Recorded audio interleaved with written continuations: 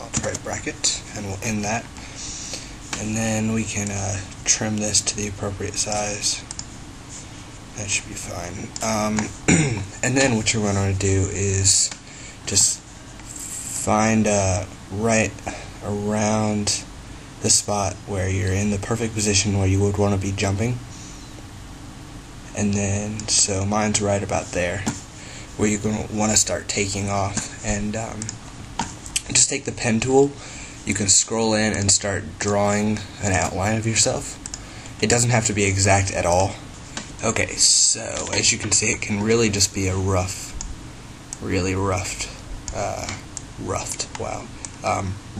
mask around the person.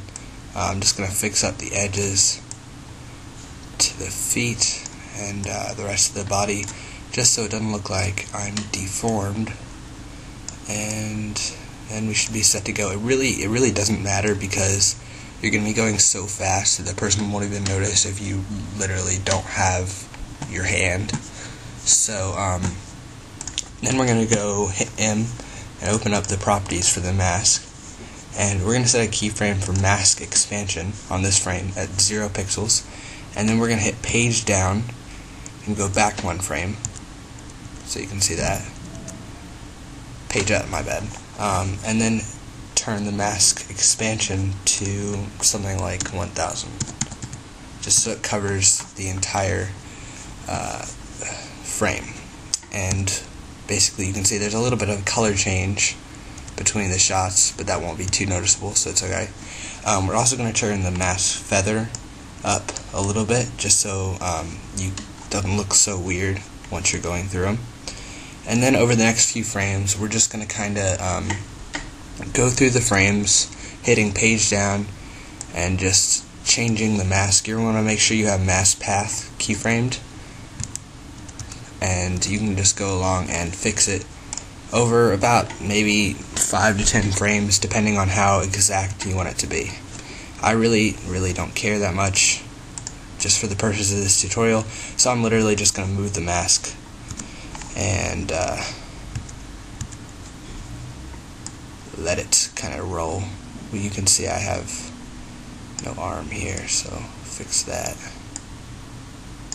Just change the mask around. Whoops. And just kind of go along fixing it. If you got most of your body in it, like I do now, I really don't care, so I'm just going to go through, and about here I'm going to stop, and we'll just let it play out like that. And now you can move this layer, which is me, around separately from the other layer, which is the background, even though it looks like I'm sitting on top of the background. So now if we go into the position by hitting P on the keyboard, over the next few frames we can go ahead and move the guy, which is me in my case, a little bit. Not a little bit, a lot.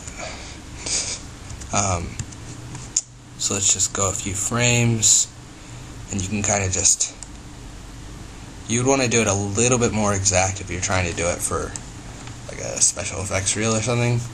But obviously, since I'm just doing it for the purpose of this tutorial, I don't need to worry about that too much.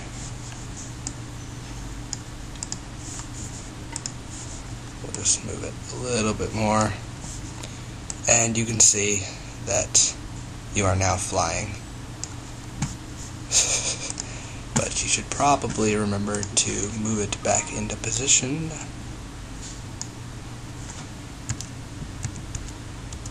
When it is, whoops,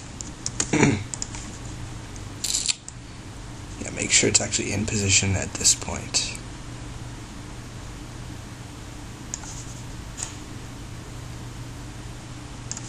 There we go. And that's a little bit drastic right there, but we can change that and just move it down a little bit.